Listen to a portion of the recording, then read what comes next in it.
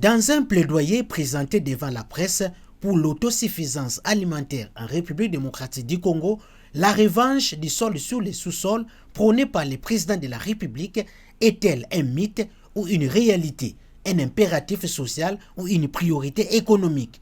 La RDC est appelée à mettre en place une véritable politique agricole pour atteindre l'autosuffisance alimentaire. Devant les professionnels de la plume et du micro, le coordonnateur national de l'Asbel Toile d'Araignée, Jérôme Sekana Pene-Papa, a qualifié le secteur agricole du Congo démocratique d'un secteur sinistré. Selon lui, ce domaine considéré comme porteur de croissance par excellence est négligé depuis plus de 2 décennies par les différents gouvernements qui se sont succédés.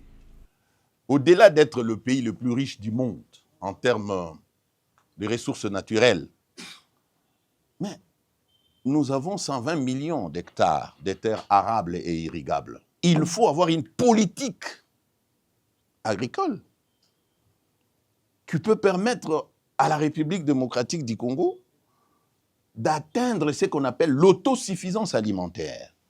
L'autosuffisance alimentaire, ça doit être un objectif noble.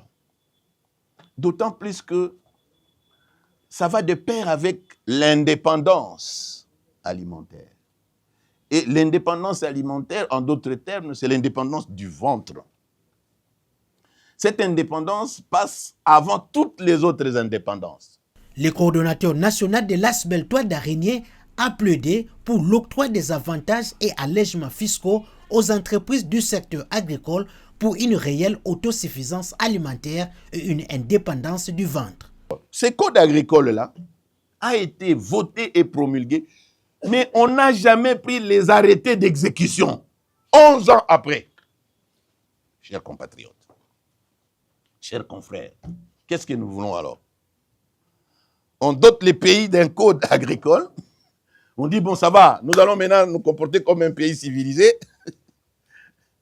comme un pays qui veut faire de l'agriculture priorité des priorités, mais il n'y a pas d'arrêté interministériel d'exécution.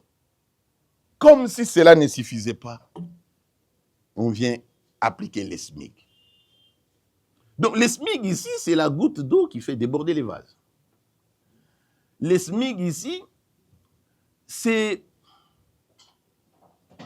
quelque chose qui va pousser ces secteurs-là à disparaître.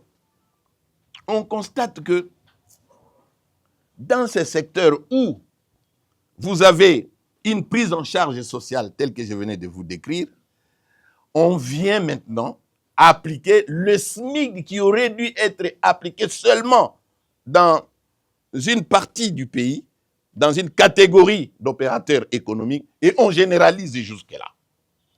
Avec comme conséquence, nous avons fait les points, il y a des sociétés là qui ont 10 000 personnes, s'ils appliquent le deuxième palier, ils vont perdre 6 000 travailleurs. C'est-à-dire, on doit envoyer les gens au chômage. À en croire le coordonnateur national de l'Asbel Toile d'Araignée, l'intégration économique au Congo démocratique doit passer par la construction du port en eau profonde de Banana dans la province du Congo central. Notre pays ne connaît pas ce qu'on appelle l'intégration économique. Ne connaît pas. Nous avons les modèles belges qui voulaient que les minéraux produits au Katanga doivent venir par train. Ça passe par Kamina jusqu'à Kindu Maniema et vous prenez les bateaux jusqu'à Poncherville, Ubundu. De Ubundu, vous prenez encore les trains jusqu'à Kisangani, Kisangani les bateaux jusqu'à Kinshasa, Kinshasa, vous prenez les trains jusqu'à Matadi. Même le port en eau profonde de Banana que nous sommes en train de construire n'aura pas de sens économique s'il n'y a pas l'intégration économique à l'intérieur du territoire national. Nous devons combattre les corridors nord, de l'Obito qui arrive. Nous devons combattre le corridor est qui vient avec les Chinois. Nous devons privilégier d'abord le corridor intérieur.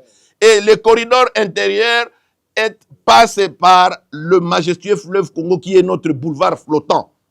Nous devons le mettre en mouvement. On ne peut pas construire les ponts, routes, rails entre Kinshasa et Brazzaville avant de construire le port en eau profonde des bananes à cause de ça. Parce que ça va tuer les projets du port en eau profonde. Et puis, on ne construit pas un port en eau profonde pour exporter les bois ou les maïs. Il faut un tonnage conséquent. Et ce tonnage conséquent ne peut provenir que des mines. D'où la nécessité, au lieu que les minéraux prennent la route jusqu'en Tanzanie ou prennent la route jusqu'en Afrique du Sud, ça vient par train.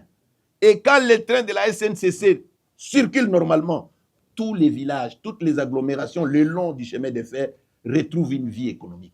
Las Beltois d'Araignée a fustigé le comportement des Indo-Pakistanais qui exploitent le Congolais au grand marché sur l'avenue du commerce et a appelé l'État congolais à contrôler leur salaire minimum interprofessionnel ainsi que leur contrat de travail.